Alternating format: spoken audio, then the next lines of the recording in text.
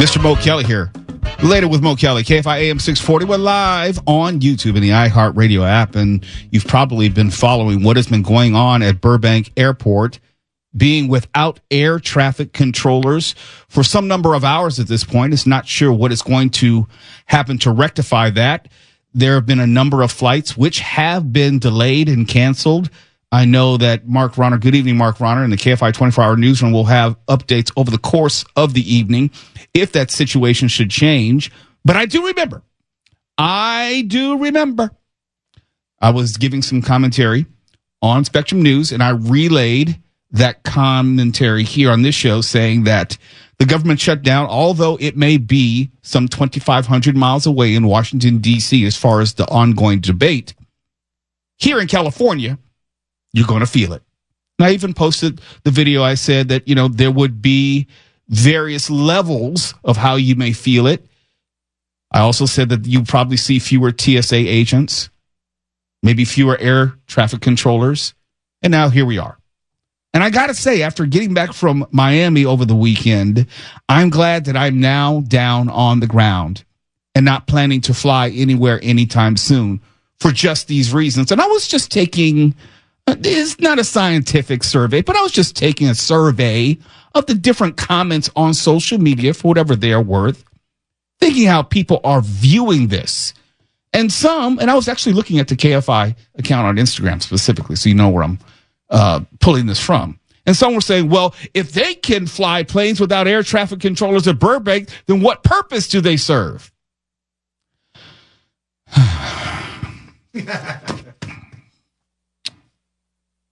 I don't know what to say to that. But that was a common refrain that I saw time and time again, not understanding the importance of air traffic controllers, not only helping flights take off and land, but just maneuver around the airport. Have you seen how flights are coordinated just to get on the runway for takeoff? That's all air traffic controllers. Do you think that they just fly blindly by the seat of their pants and not exactly knowing where other air traffic is? That's why they're called air traffic controllers. So they have an idea what the traffic is. And nobody, and I hope nobody, wants there to be a disaster during this government shutdown, which is or even is not connected to the loss of air traffic controllers, or even on a smallest level. I would never want anyone to be in danger or lose their life because of this government shutdown or things connected to it. But let's be clear. Fewer air traffic controllers makes a more dangerous sky. Fewer air traffic controllers increases the likelihood that something horrible is going to happen. Just because something doesn't happen or may not have happened as of yet doesn't make it any less dangerous. And we're going to have to find out the hard way, it seems. And we can go back and forth about, and I said this before, about whose fault or responsibility the shutdown is. It's neither here nor there for me. All I know is you are going to feel it. Some of you may have already begun to feel it. If you are a veteran, you're going to feel it. If you are a federal employee, you definitely are going to feel it. And the rest of you can sit around and argue on social media about whether it's the Republicans or the Democrats' fault. You're still going to feel it, and you're missing the larger point that when the government is shut down, it harms all of us. All of us. And you're going to feel it. Today was the first example where you may not have even been thinking about it, but your flight was delayed or canceled, or you have to think about scheduling your next flight.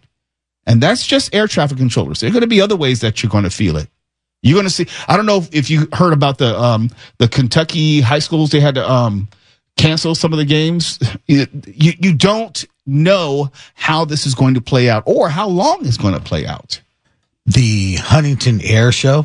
That's right. They lost all of their military fighter shows, all the F-15s and the Screaming Eagles and all. Yeah, the American U.S. military force. Yeah. And from my understanding, it suffered. Yeah, and there are going to be more. And, if you want to still complain about the Democrats or complain about the Republicans, have at it. God bless you. You're missing the point, because these are actual lives who are being impacted, and in the case of air traffic controllers, actual lives who are being put in danger. If we didn't need air traffic controllers, we wouldn't be having this conversation. You would do better to say, I don't understand or know, or I can't fully appreciate the importance of air traffic controllers. The whole idea of planes not running to each other on the tarmac, that's air traffic controllers. That they're not crashing into each other on takeoff and landing, because if you ever driven down the 110 freeway at night, you can see the line of planes coming into LAX.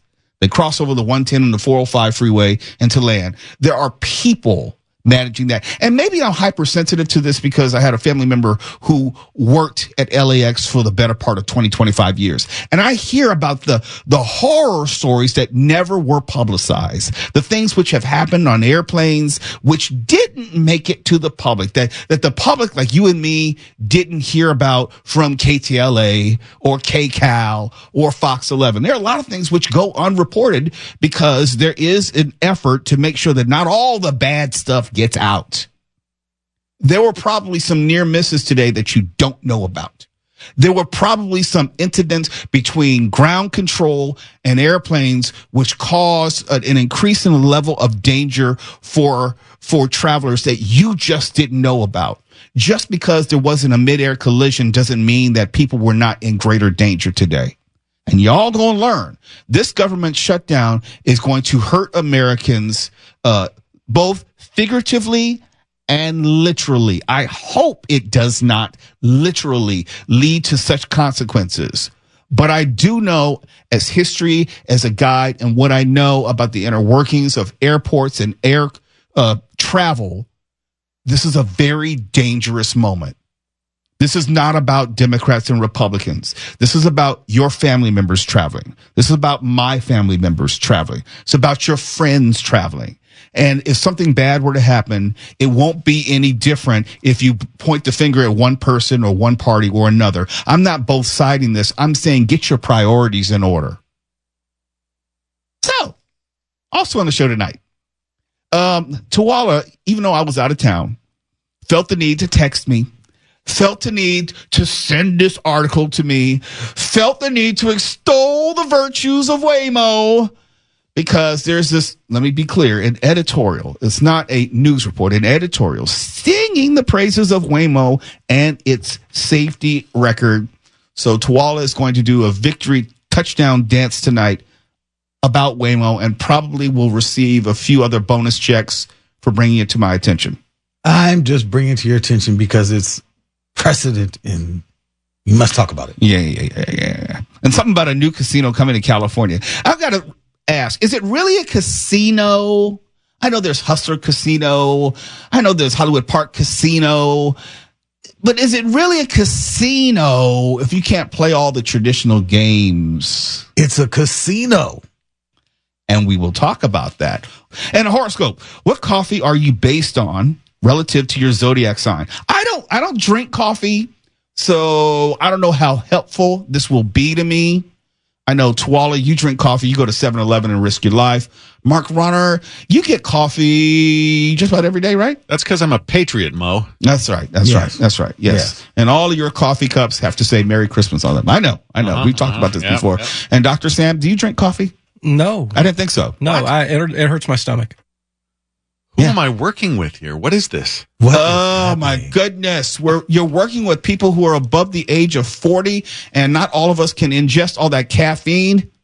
Can't do it. Can't do it right now. Tawala can't eat spicy food. I can't eat spicy food. You're all incontinent. I'm going to go get some coffee right now. It's not incontinent. Just because something may bother your large intestine.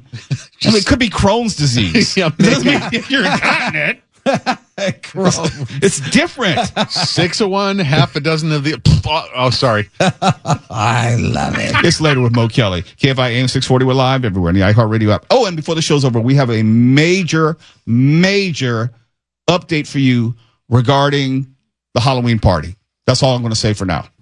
You're listening to Later with Mo Kelly on demand from KFI AM 640.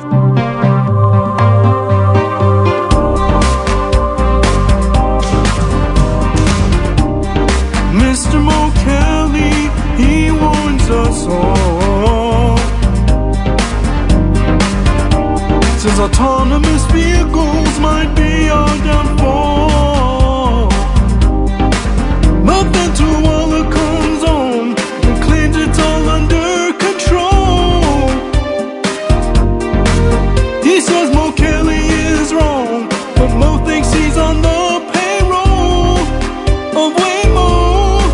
'Cause Waymo be bad, run you over. Waymo be bad, run over Grand. Waymo be bad, run you over. Waymo be bad, the end of us all.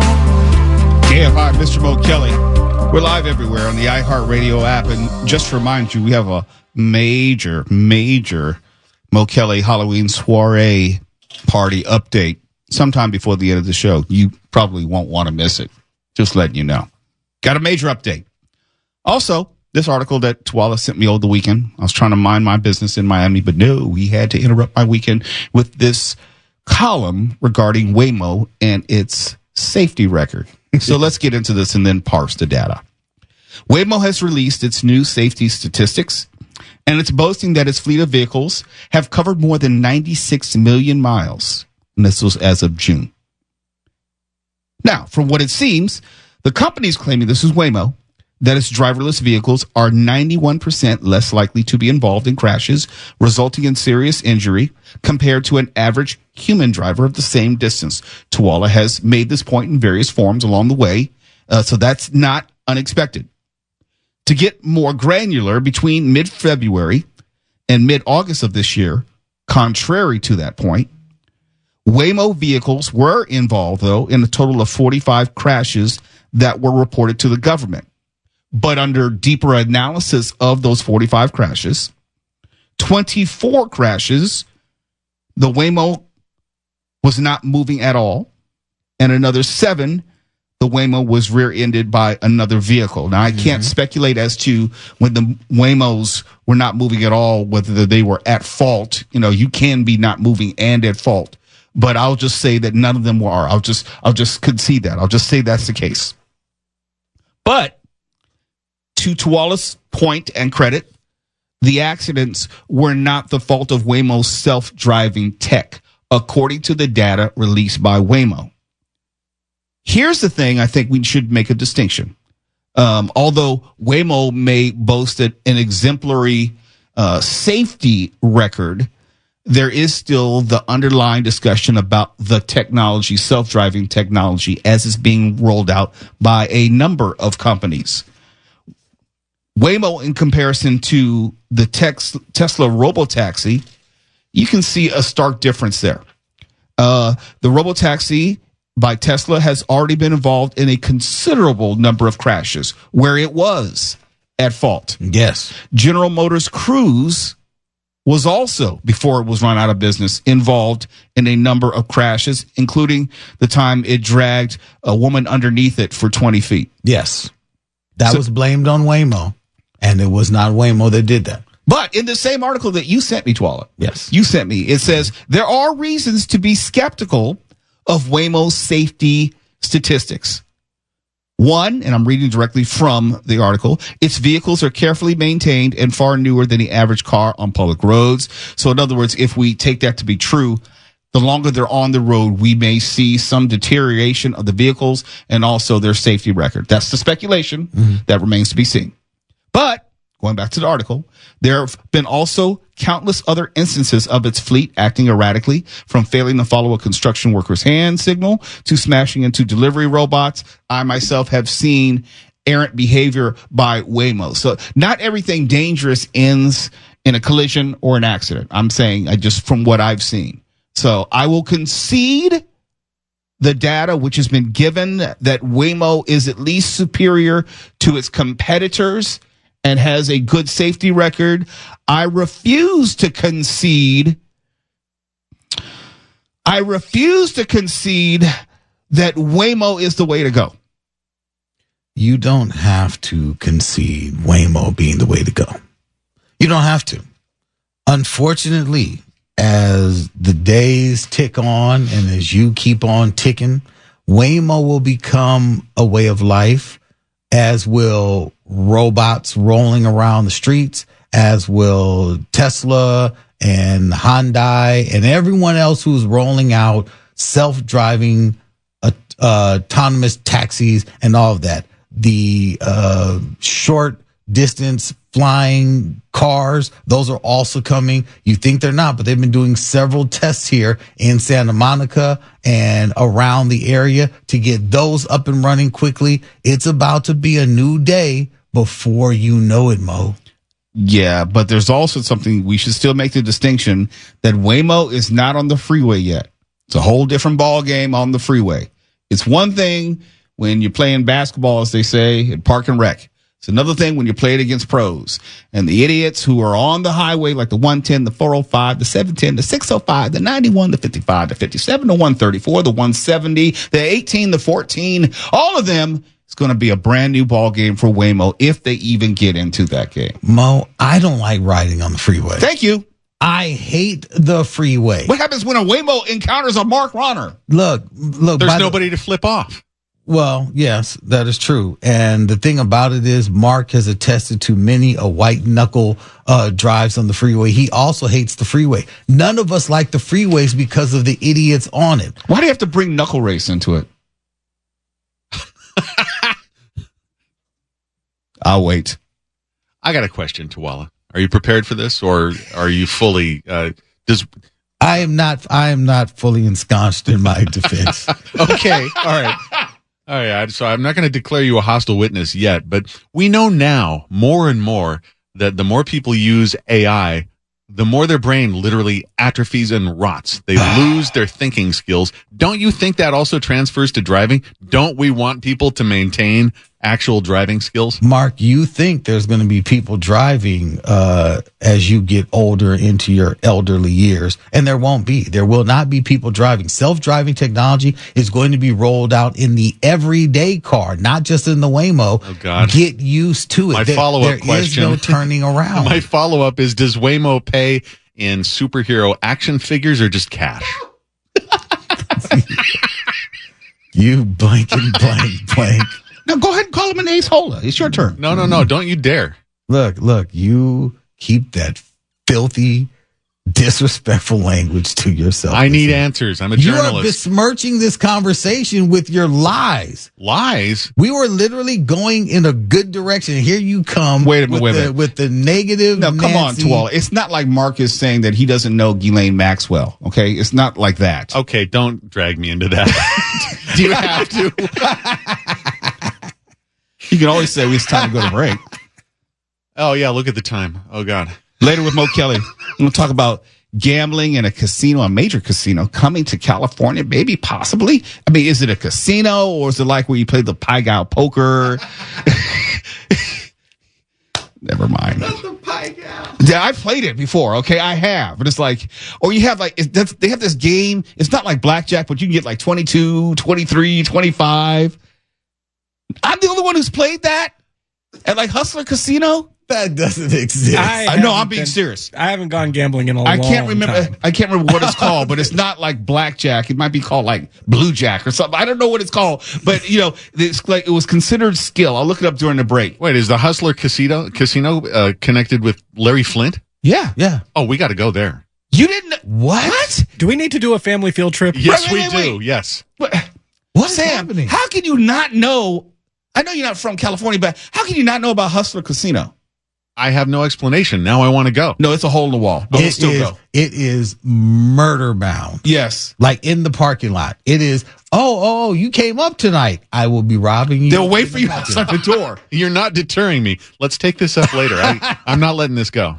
KFI, later with Mo Kelly. Major Halloween party update before the show's over. You're listening to Later with Mo Kelly on demand from KFI AM 640. Well, it's later with Mo Kelly on KFI AM 640. Live on YouTube and the iHeartRadio app. Let's talk a little bit of gambling. Last segment, you heard from Mark Ronner saying we need to have like a field trip. The boys' night out, going to Hustler Casino. And I was making the point that if you go to one of these local casinos like Hustler, Hollywood Park, not trying to rain on anyone's parade. I'm just saying they're restricted as far as the types of games they can offer because gambling is quote unquote illegal in California. Sports betting is quote unquote illegal. There are a lot of loopholes. That's why I say quote unquote. So if you go to one of these casinos, you by and large don't have the traditional gambling type offerings. I don't remember all the laws, but in California, you can't offer like traditional slot machines. You can't offer traditional blackjack or roulette, what have you. But there are loopholes to all of this. And when it comes to gambling, what has been traditionally called Indian gaming is one of those loopholes. Hard Rock Casino Tejon, a partnership between Tejon Indian Tribe and Hard Rock International, announced it will officially open this casino on November 13th.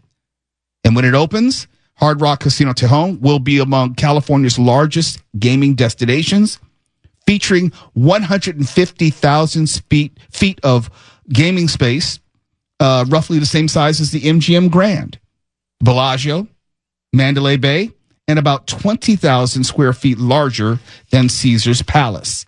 Where is it going to be? It's going to be in Mettler, which is about 15 miles south of Bakersfield, and it's at the base of the Grapevine along I-5. In other words, a hell of a lot closer than anything in Las Vegas or at State Line. So it's a lot closer to just about anyone listening right now. And when you open the doors, they're saying that guests will be able to find, as I was saying earlier, talking about the difference between traditional casinos in California and Indian gaming, 2,000 slot machines, 50 live table games, including blackjack as you and I know it. And before the break, I was talking about this weird blackjack that you could play at these other casinos and had to look it up. And it's called California blackjack. Or they call it LA blackjack. Meant just for us to circumvent all the laws. That's crazy. Wait, You know what would be better than 21? 22. And that's the basis of the game.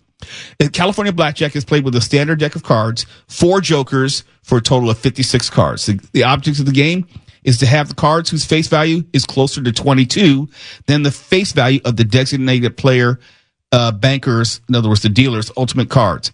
If the face value of a player's cards is closer to 22 than a designated player banker's total, she wins. You cannot bust in California blackjack. It's possible to win with 23 or more.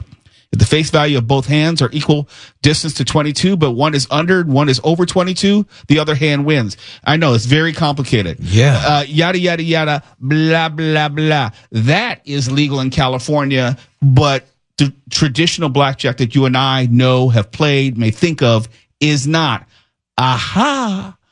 But that doesn't apply to Indian gaming because that's not California. It is what's the word I'm looking for? It's like on a sovereign state? It's sovereign. It's a sovereign nation unto itself. So do they have blackjack at like Pachanga and places like that currently? As far as I know, I want to say yes. Okay. As far as I know, and someone will probably hit me up on social media and correct me, but it's definitely coming to Hard Rock Casino Tejon. I like that they're using the Hard Rock name, so that gives it like a lot of familiarity off the top. Yes. Yeah. Yes, it's brand recognition. Who has not been or who is not aware of a Hard Rock Cafe? Yeah.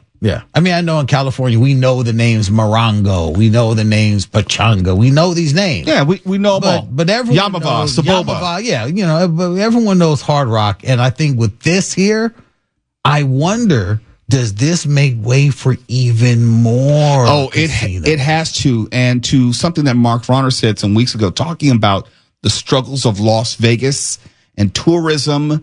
If you have a viable option, and honestly, the California gaming places are not viable in the LA area. They're just not. Mm-hmm. I live right next to Hollywood Park Casino. Trust me, it's not a casino. It's a place with a bunch of card tables and a bar. It's not. I've been there many times. Been to Hustler Casino. Mark, you're not missing out on anything. Oh, come on. But I'm willing to take you just one time. Okay. So you can say, Mo, you're right. Let's go.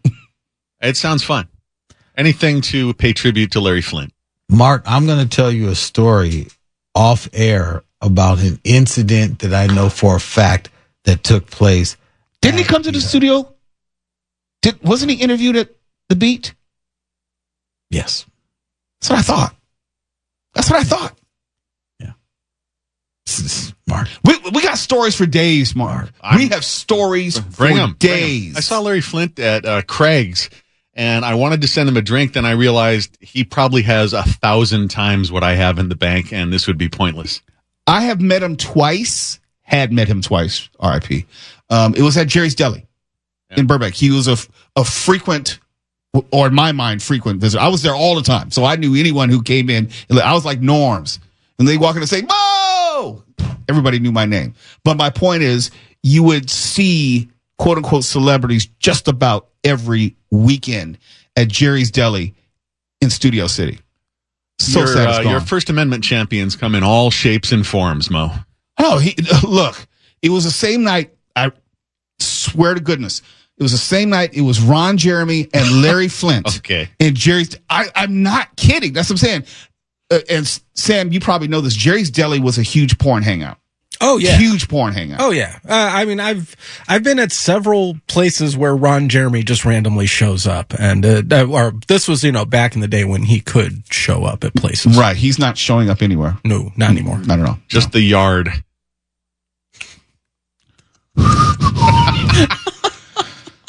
Oh boy. Why not? I didn't convict him. Can't we have a conversation about Ron Jeremy and not talk about his Johnson? Is it possible? What? I didn't mention it. Oh, I thought when you said you're never mind. KFI AM 640. Hey, wait a minute. Just caught up with that one. That's sick.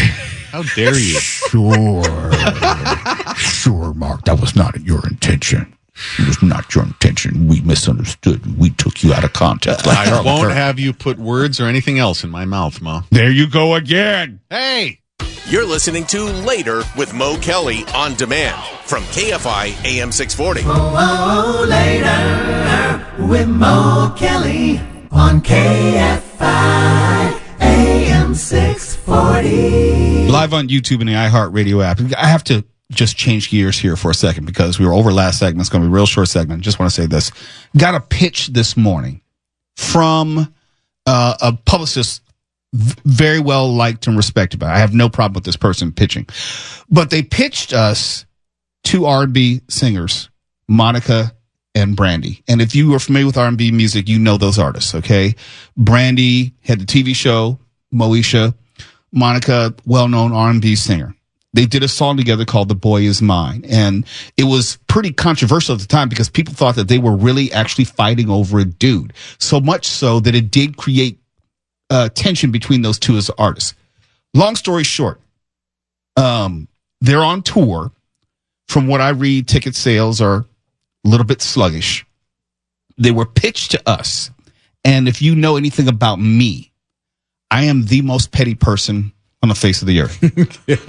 I don't know if there's anyone who exceeds my pettiness. Going back to 1995, I was working for the Grammys, and we were in New York at Radio City Music Hall. And this is when, I can't remember the year, but it's the year, if you look it up, when CeCe Winans and Whitney Houston were performing a duet together. And I think maybe even Brandy as well, whoever was on the stage. This was for the rehearsal. Whitney Houston came in drunk, high, hungover and drunk, okay? And she wore sunglasses. I even have some pictures of it somewhere. And that's very important because when she came in, we were told no pictures. No one is supposed to approach Miss Houston, yada, yada, yada, blah, blah, blah. I said, F that.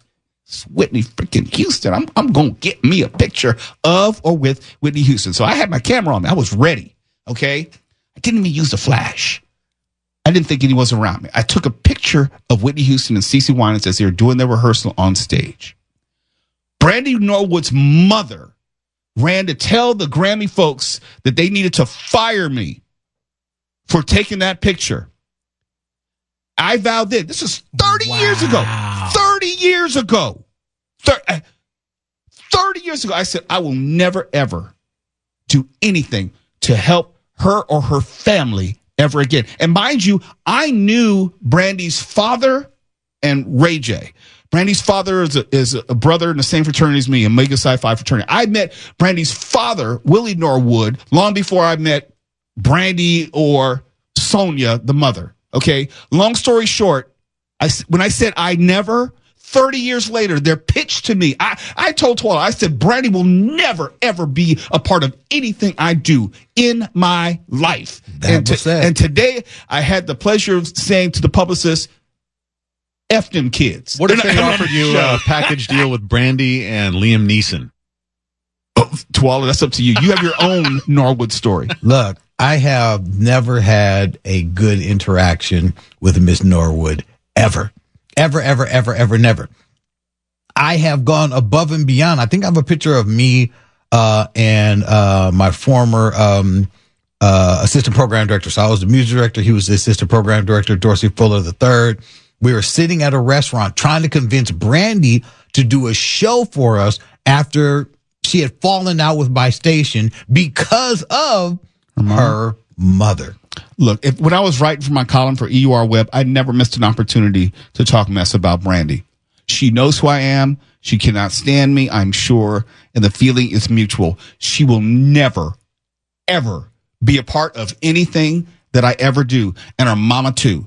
And I don't care who knows. Run tell that. This business is replete with grudges, vendettas. You talk about cancel culture. She is canceled from anything I will ever. I don't care if she wins an Academy Award, a Grammy Award, a Razzie Award, a Best Breath Award. She is never, ever going to be a part of anything I do. Brandy Norwood. The best breath. I say that because the rumor was because she had stank breath. That's the only reason I said that. Damn. You got that close to her. Oh, yeah, I've been that close to her, yeah. Oh, as a matter of fact, there's a story that we're going to talk about later tonight, talking about Lionel Richie and MJ's supposed lack of hygiene. And I say that to say, in this business, you get close enough to people to experience them as humans. You get to see how they are. They may be, god-awful famous, but they're still people. And sometimes when they're so famous, they become disconnected with the normal little things that you and I would be concerned about. Taking a shower, putting on deodorant, brushing her teeth.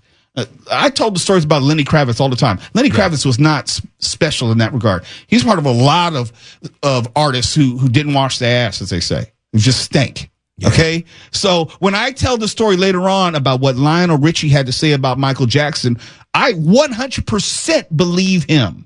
Love Lenny Kravitz, but he does smell like hot elephant. Thank you.